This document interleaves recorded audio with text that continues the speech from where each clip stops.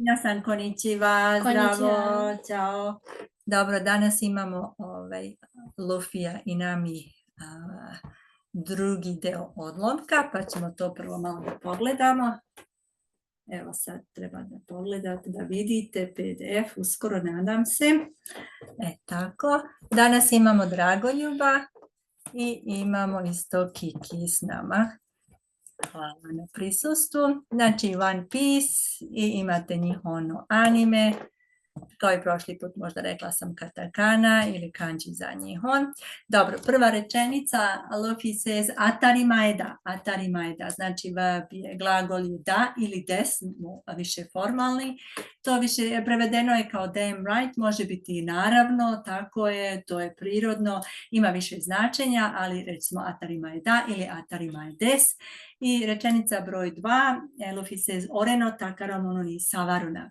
Znači, ore je većinom dečaci to koriste, može biti ili boku, može biti za onako uopšteno bez obzira na pripadnost ili muško ili žensko ili druge pripadnosti. Watashi no takaram. Takaram ono je blago, znači treasure, i savaru je kad nešto dodirujete, znači savaranai, don't touch. Znači on govori don't touch my treasure, ne diraj moje blago. On to govori prema Nami.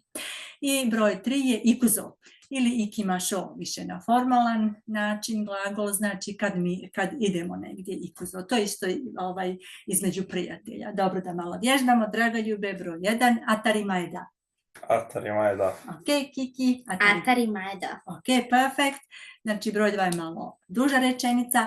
Ore no takara mono ni savaruna. Ore no takara mono ni savaruna. Ore no takamoro ni savaruna. Ok, perfect. I broj 3, ikuzo. Ikuzo. Ikuzo. Ok, great. I imamo Nami. Nami pokušava da dobije malo pomoći od Lufija i onda ona kaže taskete. Taskeru je glagol to help, pomoći nekome, to je infinitiv form, jel infinitivna taj forma koju imate u riječnicima i tako dalje. Znači ona kaže Luffy help me ili Luffy taskete. Luffy taskete. Luffy taskete. Ok, great. I danas sam napisala samo još malo katakane za vas. Znači, moje ime je Julija, to sam možda i prošli put spomenula, no never mind. Na japanskom jeziku nemate slovo L ili L, tako da je Đurija ili Jurija. Dragoljub, malo smo ga skratili. Drago, znači Dorago. Imamo isto ime Kristina, koje isto smo malo skratili, Tija. Ok, to je malo katakane, inače imamo 3 pisma, hiragana, katakana, i imamo kanji, vidjeli smo neku kombinaciju. Ok, da, zaboravila sam da reknem, znači mi znamo da je Dragoljub profesionalni fudbalski player u Beogradu, danas nosi baš japanski dres, ako niste primijetili, evo da malo reklamiramo. Dragoljub, imaš li nešto da kažeš drugarima? Pa nemam ništa, bilo je super. Ok, hvala puno. Imaš li nešto?